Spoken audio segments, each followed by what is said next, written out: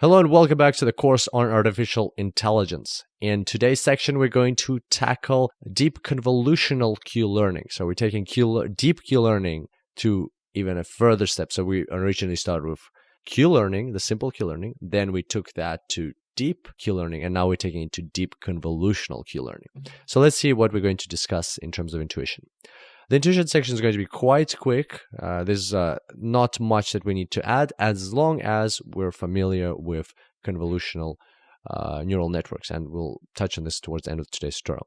So today in this section, we're going to talk about deep convolutional Q-learning, the intuition behind things, and why it's so powerful, why exactly it's so important to move away from deep Q-learning, and why deep Q-learning is just a basic building block, where it's just a step for us on the path to deep convolutional Q-learning, and what kind of avenues deep convolutional Q-learning opens up to, what kind of avenues the knowledge opens up to, and where it can be applied.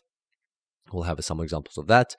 And then we'll talk about eligibility trace, or n-step Q-learning, a very powerful addition to the whole concept of deep Q-learning, and we'll talk about the intuition behind that. It's quite a complex topic, but nevertheless, we'll break down the intuition in quite simple terms, and then I'll give you some additional references where you can read up about eligibility trace if you'd like to go into more detail. But it is important for us to get the intuition down pat, because we're going to be using that in the practical tutorials, because we're delving into much more complex topics now that we need to add these extra elements to our agents or to our Q-learning algorithms, so that they can actually handle these complex environments and navigate them successfully.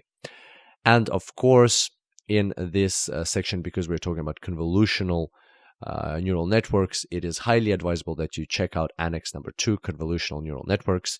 Once again, if you've done the deep learning A to Z course, then you're already familiar with this information, so you can safely proceed with these tutorials on the deep convolutional Q-learning. If you haven't done the deep learning A to Z course, then it's a great idea to look at convolutional neural networks and look at those intuition tutorials there, so you understand better how images are processed by neural networks in order to look for features, and what's the whole convolutional layers are about, the pooling layers, the flattening layers, and how all of that works in order to come up with some parameters about that describe the environment, or that describe that image. And therefore, we're going to be using those as inputs into our neural network instead of that vector which we're talking about. But more on that in the next tutorial. So if you haven't seen those tutorials yet, we highly advise you to check them out to get up to speed with, or refresh your knowledge on convolutional neural networks.